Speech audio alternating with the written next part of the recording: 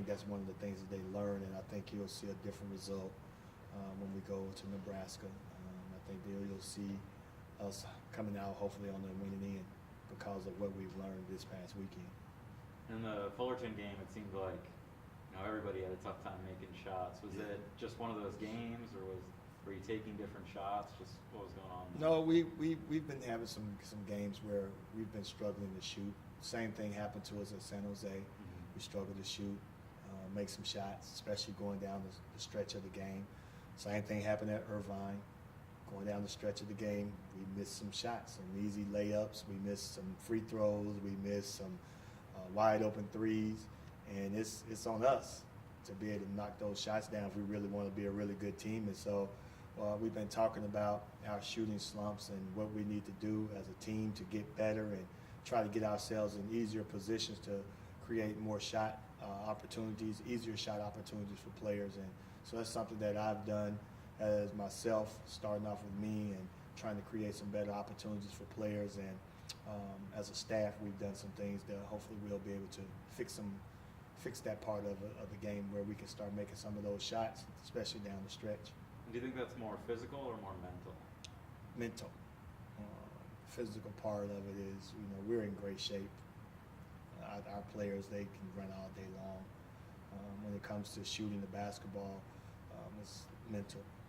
When you're making those shots in practice every day and in drills, you're knocking down the shots at a high rate. And when you get into the game, you're supposed to have that same muscle memory, but sometimes you play those mental games with yourself, and so it's all mental. Now, break down your next three opponents for me. You got Omaha, SMU, and North Texas. Yes. Yeah, so I'm assuming I won't see you between those games. So.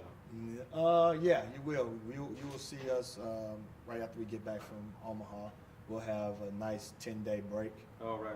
Yeah, So you'll see us right before we get ready to go and head over to. Well, just Omaha then. Yeah. What do you know about them? Nebraska, solid team.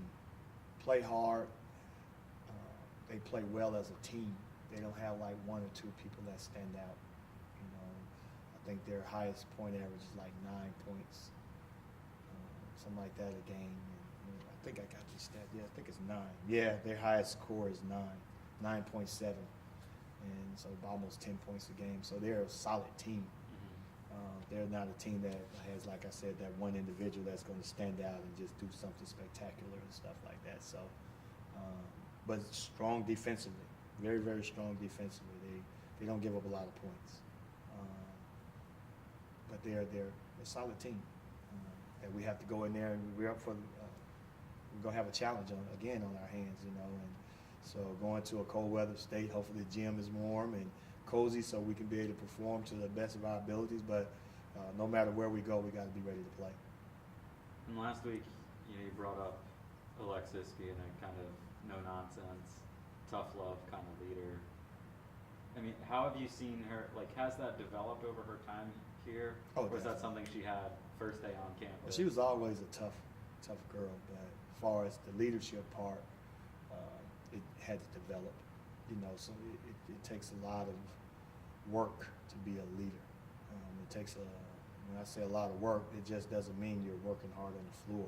That means off the floor. You're the person that everybody is looking at. You're that role model that everybody is looking at. Your teammates are looking at because they know that the coach and you are on a different level. So the players are watching you. So she had a lot to be able to do, to be able to learn that role. And this is a tough role. You could ask her, it's tough. It's tough. It's not for everybody. Everybody can't handle that leadership role. And that's why you see certain people, even in big businesses and all that stuff, you have certain people that really do a great job of leading, all the way, to people that just follow along and just do their jobs and look for leadership. And so it's a tough role. No matter if you're a hard person or a set, like myself, I don't consider myself one of those tough, get at you leaders. I'm one of those leaders that, I give you what you need, make sure you get your job done, do what you need to do, and then we move from there. But Pee Wee is one of those, hey, it's cut and dry. hey, let's get it done. We're not messing around with this, you know, and she's not afraid to get on her teammates and stuff like that. So, like I said, it's a tough role for some leaders. When Alyssa was here, I had put her in that role. Ty Outland, she did a tremendous job with that role, and she was a totally different leader from Pee Wee. She's similar to me. She didn't have that no nonsense type. You know, she was just kind of, you know, get your job done. I'm gonna lead by example. I'm gonna talk to you. I'm gonna do this to get you to do this for me. But Pee Wee is starting to ease up on that part and starting to get that, and she's learned that a lot. And she's one of those players now that everybody loves to be around because she's that type of a player that her teammates love her because they do see she has a sensitive side to her. Mm-hmm. Is there an example you can think of a time, you know, it doesn't even have to be this year, of when, you know, you needed her to be that leader, you needed her to step up, whether it be in a game or in the locker room or, you know, in the off season? Every day. Any example that stands out to you? Every day. Every day she has to take up on that role. She never has a day off because her teammates need her. They're always there. They always need her. It's like myself. I never have a day off. My coaching staff, you know, they're watching. My teammates, they're needing that leadership. So I never have a day off, you know, from this game, from this business until I retire. Even on the days I'm with my family and supposed to be with my family on vacation, I'm not off because something always comes up, whether it's I need to fill something out, sign something, and so she never has a day off. She won't have a day off until she leaves this campus, until she graduates and walks across that stage. And that's just the way it is. That's what good leaders do. And you know, they want that role. They accept it. They love it. They run with it. And so that's something that she's done. And she's done that in a great way for the past 2 years. And she's continuing to learn with it, just like myself. I'm continuing to still learn. Each day, you know, Coach Barnes being my mentor, I learn something from him all the time, whether it's basketball-wise or just really how to run a program. He's taught me that much on how to run a program. And so it's always a learning process. And so that's one of the things that she's always constantly doing, because things always constantly changes. You know, the game plan sometimes changes right in the middle of the game, and she has to adapt to that role right away and be able to execute it and then tell the others.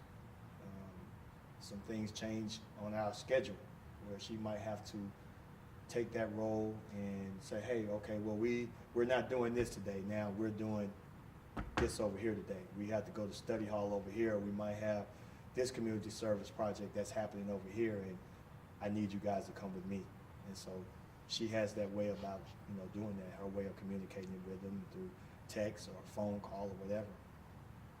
And how do her teammates respond to her leadership style? Because I'm sure everybody, you know, wants to learn in a different way and respond to different type of leadership. And, you know, maybe somebody that's been here with Alexis, you know, gets it, but maybe somebody who was, you know, their first week here, it might come off the wrong way. So how do the teammates respond to it? Well, one thing she's been able to do is she's been able to adapt to each player differently.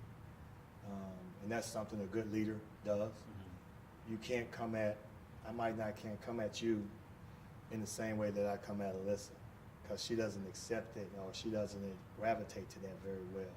So as a good leader, you have to sometimes change your tone. Mm-hmm. And so she might come at you a little bit softer than she does Alyssa. But you're still, you know, relaying the same message. And so that's something that she's learned to be able to do. Like I said, she is pretty cut and dry a lot of times, but she knows how to be cut and dry in a different tone with different people. And the one thing that she's done so much of is being able to be a great teammate. Having players over to her house for dinner, cooking for them. And that's something that has trickled down from each captain. From starting with Ty, doing it, and you know, by her being here and taking on that role, and then coming in to Alyssa and her having that role as well too. You got to be able to take up on, you know, have everybody and be able to handle everybody, and that's one of the things that she's done, being a great teammate. So you have to be that first in order to be a good leader as well too. Any surprises for you so far this year? in terms of, I don't know, maybe a player's role or a player outperforming what you thought, or? Yeah, honestly, my freshman, Nia Johnson, and then my redshirt freshman Jasmine Dixon. They've been playing some tremendous basketball. They play hard. They get after it. They still don't know everything yet, because even though that Jasmine Dixon has been a redshirt freshman, she's still learning. Nia, fresh out of the box, freshman, and so the best thing will happen to her, she become a sophomore. But Alexis Gilbert has been a big one. Her shooting, now I think she has the ability to be able to take us to a next level of, after this road trip, I think she has the ability to be able to take us to the next level of how she can be on the floor now, as far as her ability to be able to score the ball and get her in positions to be able to score. Kind of the same thing like I did with Ty Outland, who she won some games for us. And I think Alexis has that ability to be able to win a couple games for us by herself. Not by herself, but in the role of hitting some big shots at big times of games. Mm-hmm. And that's something that Ty Outland did for us, to win some games where the games were close, and then boom, she took off and hit some shots. What do you think of Justin's year so far? Getting some starts under his belt? Get some starts under his belt. I like the fact that he's grown so much, being able to get those starts under his belt, and it's been good for him. But I think he has, his ceiling, man, it's up there. It's up there. He has a huge ceiling, and is nowhere near where he could be. And a lot of it is on him to be able to learn to communicate on the floor. He doesn't know how to do that yet. He just does all the right things. He doesn't know how to step out the box yet to communicate, which will make him have his game to step out the box a little bit more. Once he learns to do that, you'll see that ceiling kind of close down a little bit, but he has so much. It's scary, because the body is there, but his mind hasn't caught up with his body. At first, it was the other way around. His mind was so far ahead of his body, and then now his body is caught up, and so now the game he has to catch up with that now. So get his mind a little bit more stronger and more muscular and more, physically ready to go. He'll be good to go. Mm-hmm. Okay. Thanks, Coach. All right. Coach McCall? Yep. Thank you. Good to see you.